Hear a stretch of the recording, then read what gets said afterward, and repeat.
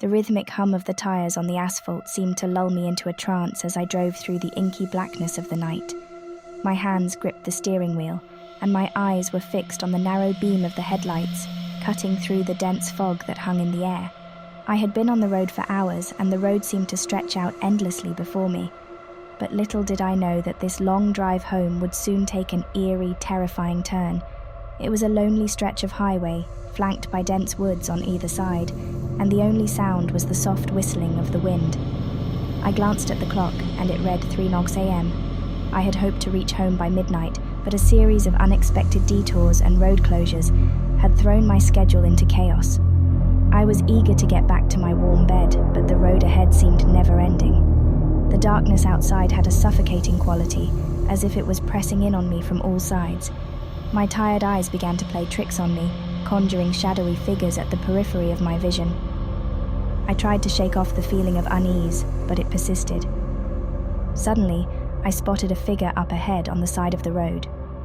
It was a hitchhiker standing with a backpack, thumb outstretched. The sight of a lone figure in the middle of nowhere was unsettling, but my heart went out to them.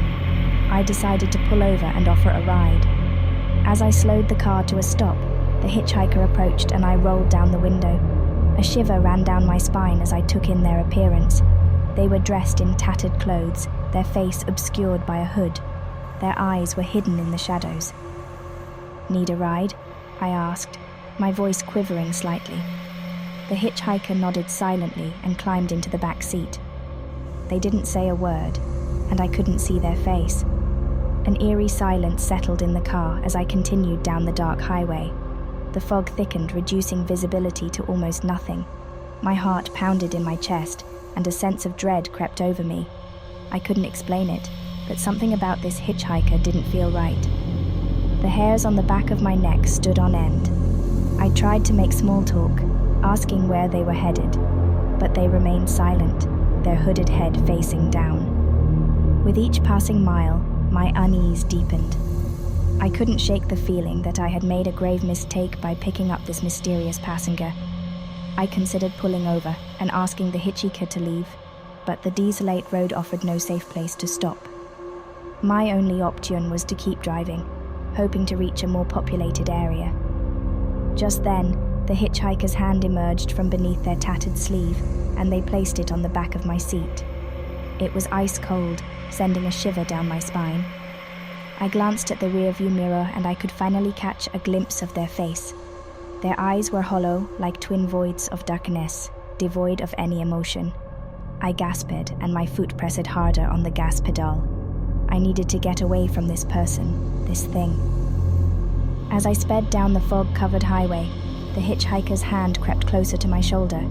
Panic set in, and I swerved the car to the side of the road, slamming on the brakes. The hitchhiker's icy hand brushed my shoulder, and I could feel their breath on the back of my neck. I flung open the car door and stumbled out, my heart racing. The hitchhiker followed, their hooded figure towering over me in the thick fog. My trembling hands fumbled for my phone, and I dialed 911. The dispatcher answered, and I frantically explained my situation.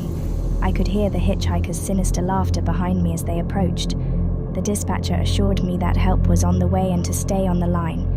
Just then, the headlights of a police car pierced through the fog, and the hitchhiker recoiled, vanishing into the darkness.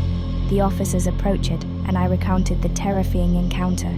They searched the area but found no trace of the hitchhiker. I was brought to the safety of the police car, and as we drove away, I couldn't help but glance back at the desolate highway. The fog had lifted, and the road was empty. I couldn't explain what had happened that night, but I knew one thing for sure. I had narrowly escaped a sinister fate on that long, eerie drive home.